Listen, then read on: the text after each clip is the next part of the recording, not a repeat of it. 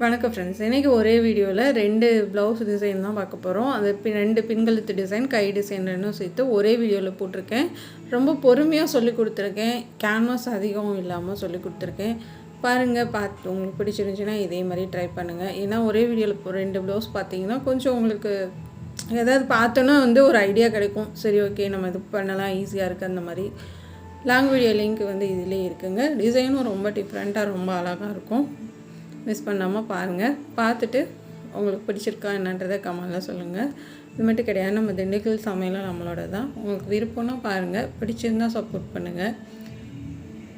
இந்த டிசைன் கீழே, அதாவது சாரீ கலர் கொடுத்துட்டு சாரியில் இருந்து தான் இது கட் பண்ணி பண்ணினேன். ஏன்னா ரேர் கலர் இந்த க்ரீனு சாரியிலேருந்து தான் கட் பண்ணேன். அதுக்கு மேலே ஒரு லைன் கோல்டன் கலர் வச்சுருக்கேன், டிசைன் காட்டன்.